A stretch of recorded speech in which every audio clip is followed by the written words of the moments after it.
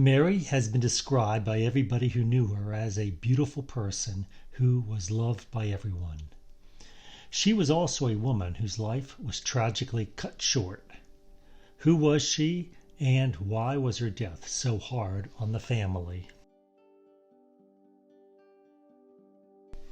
Mary Murtagh was born to Edward and Catherine Murtagh, Pa and Ma to the family, in 1919 in St. John, New Brunswick, Canada. She was their only daughter. When Pa found out that a baby girl was finally part of the family, he danced with joy.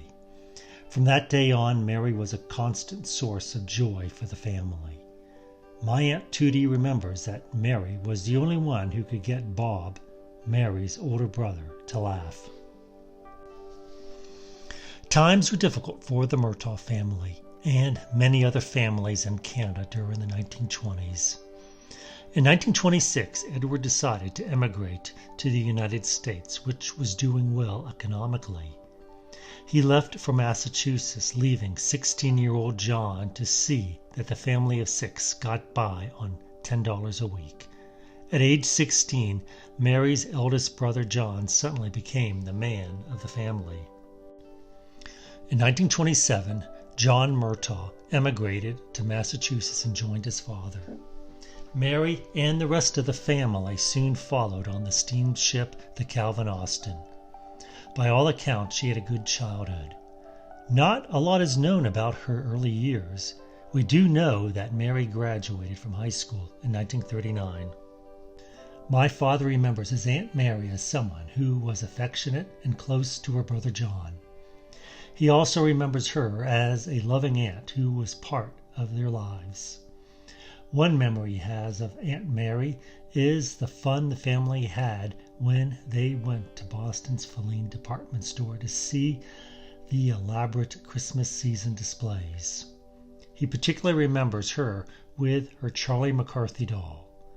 The ventriloquist Edgar Bergen's doll was very popular at the time. My Aunt Tootie recalls going to the World's Fair in New York with Ma, Pa, Mary, and her father in 1939, right before World War II began.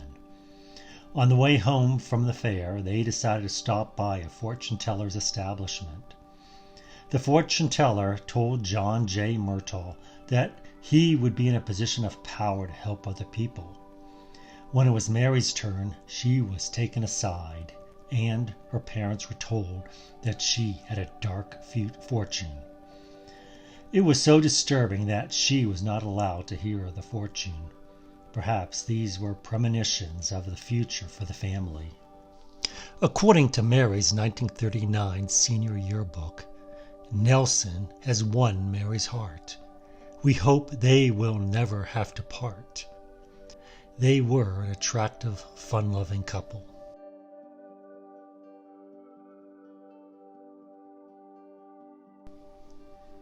Mary's future husband, Nelson, was drafted in the military. On his draft card, it is interesting to see that Nelson used Mary instead of his parents as the person who would always know his address. Before Nelson was sent overseas, they were married. In 1943, they had their first child.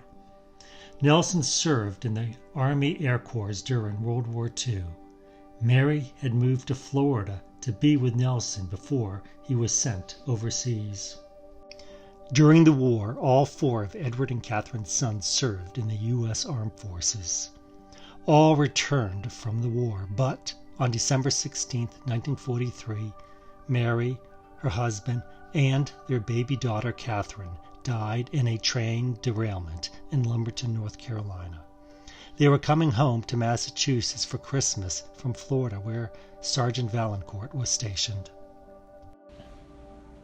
As mentioned earlier, Paul was very close to his only daughter, and this was a very difficult time for him and the entire Murtagh family.